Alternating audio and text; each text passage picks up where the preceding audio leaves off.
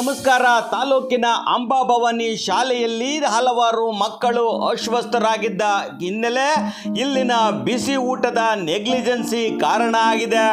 ಅವರು ಮೊಸರು ತಯಾರು ಮಾಡಿರುವುದು ಅವೈಜ್ಞಾನಿಕ ಎಂಬುದನ್ನು ವೈದ್ಯರು ದೃಢಪಡಿಸಿದ್ದಾರೆ. ತುಮಕೂರಿನ DHO ಹಾಗೂ ತಹಸೀಲ್ದಾರ್ ವಿಶ್ವನಾಥ್ ಸ್ಥಳಕ್ಕೆ ಆಸ್ಪತ್ರೆಗೆ ಭೇಟಿ ನೀಡಿ ಮಾಹಿತಿ ನೀಡಿದ್ದಾರೆ. ಕನ್ಸರ್ನ್ಡ್ ಏನು ಆ ಟೀಚರು ಪ್ಲಸ್ ಆ ಕುಕ್ ಅವ್ರ ಮೇಲೆ ಆ್ಯಕ್ಷನ್ ತೊಗೊಳ್ಬೇಕು ಅಂತ ನಾವು based on doctors and teacher report ನಾವು ಶಿಫಾರಸ್ ಮಾಡ್ತೀವಿ. ಇವಾಗ ಈ ಥರ ನಡೆದಿರೋದ್ರಿಂದ ಆ ಸ್ಕೂಲ್ HM ಮತ್ತು ಆ ಟೀಚರ್ ಕನ್ಸರ್ನ್ ಟೀಚರ್ ಮೇಲೆ ನಾವು ಆ್ಯಕ್ಷನ್ ತೊಗೋತೀವಿ. ಅದೊಂದು FSSIಗೆ ಸ್ಯಾಂಪಲ್ಸ್ ಕಳಿಸಿದಾರಂತೆ.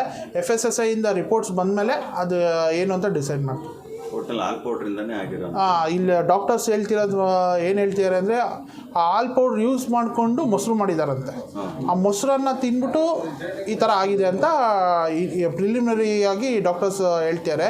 ಸೊ FSSI ಅದು ಏನು ಹಾಲ್ ಪೌಡ್ರ್ ಇದೆಯಲ್ಲ ಅದು ಕಳಪೆ ಅಂತ ಏನಾದ್ರು ಗೊತ್ತಾದ್ಮೇಲೆ ಅವ್ರ ಮೇಲೆ ನಾವು ಕನ್ಸರ್ನ್ಡ್ ಇದ್ರ ಮೇಲೆ ಆ್ಯಕ್ಷನ್ ತಗೋತೀವಿ. ಕೆಮಿಕಲ್ ಎಲ್ಲ ಹೇಳ್ತಾ ಇದ್ರಲ್ಲ, ಅದು ಏನಾಗಿದೆ ಅದು ಪ್ರೈಮರಿ ಕಾಸು ಹಾಲ್ ಪೌಡರ್ ಅಂತ ಹೇಳ್ತಾರೆ. ಸೆಕೆಂಡರಿ ಕಾಸ್ ಹೇಳ್ತಾರೆ ಮಾವಿನ ಗಿಡಕ್ಕೆ ಇನ್ಸೆಕ್ಟಿಸೈಡ್ಸ್ ಹೊಡಿತಿದ್ರಂತೆ. ಮಾವಿನ ಗಿಡಕ್ಕೆ ಇನ್ಸೆಕ್ಟಿಸೈಡ್ಸ್ ಹೊಡಿದ್ರಿಂದ ಅದು ಏನದು ಆ ಏರ್ನ ಇವ್ರ ಮಕ್ಕಳು ಕುಡ್ದು ಆ ಥರ ಆಗಿದೆ ಅಂತಾರೆ. But it may be the secondary cause. But ಇಲ್ಲಿ ಯಾರಿಗೂ ರೆಸ್ಪಿರೇಟ್ರಿ ಪ್ರಾಬ್ಲಮ್ ಏನೂ ಇಲ್ಲ ಅಂತ ಡಾಕ್ಟರ್ಸ್ ಹೇಳಿದ್ದಾರೆ. ಬಟ್ ಮೇಯ್ನ್ ಕಾಸ್ ಇದು ಹಾಲ್ ಪೌಡ್ರಿಂದನೇ ಆಗಿದೆ ಅಂತ ನಾನು ಹೇಳೋಕ್ಕೆ ಇಷ್ಟಪಡ್ತೀನಿ.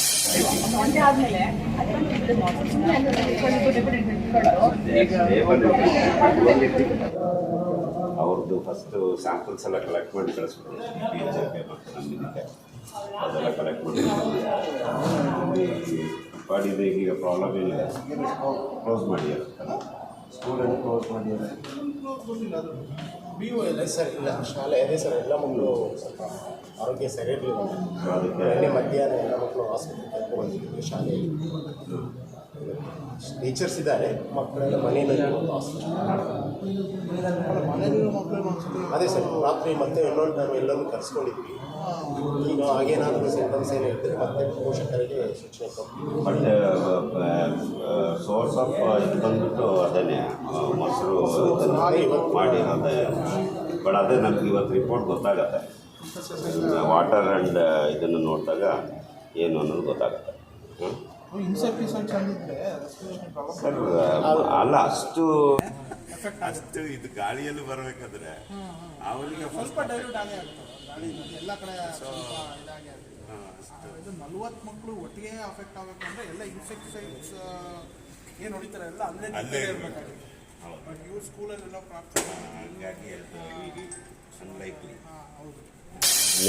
ಬೆಳಿಗ್ಗೆ ಅಂಬಾಭವಾನಿ ಏಡೆಡ್ ಶಾಲೆಯಲ್ಲಿ ಸುಮಾರು 25 ಮಕ್ಕಳು ವಾಂತಿ ಮತ್ತು ಜ್ವರಗಳಿಂದ ಅಸ್ವಸ್ಥರಾಗಿದ್ದಾರೆ ಅಂತ ಹೇಳ್ಬಿಟ್ಟು ವಿಷಯ ಗೊತ್ತಾಯಿತು.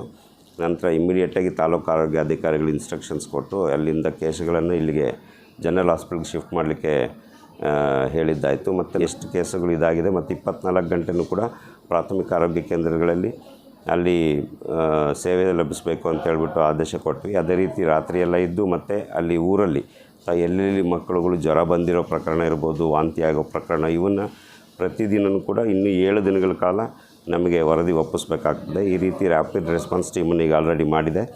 ಮತ್ತು ಈಗ ಇಲ್ಲಿ ಅಡ್ಮಿಟ್ ಆಗಿರೋ ಕೇಸುಗಳೆಲ್ಲರೂ ಕೂಡ ಸ್ಟೇಬಲ್ ಇದ್ದಾರೆ. ಬಟ್ ಅವರಲ್ಲಿ ನೀರಿನ ಅಂಶಗಳು ಕಡಿಮೆ ಆಗಬಾರ್ದು ಮತ್ತು ಜ್ವರ ಕೂಡ ಕಡಿಮೆ ಆದ ನಂತರ ಡಿಸ್ಚಾರ್ಜ್ ಮಾಡಬೇಕಂತ ಹೇಳ್ಬಿಟ್ಟು ಇನ್ಸ್ಟ್ರಕ್ಷನ್ಸ್ ಕೊಟ್ಟಿದ್ದೀವಿ.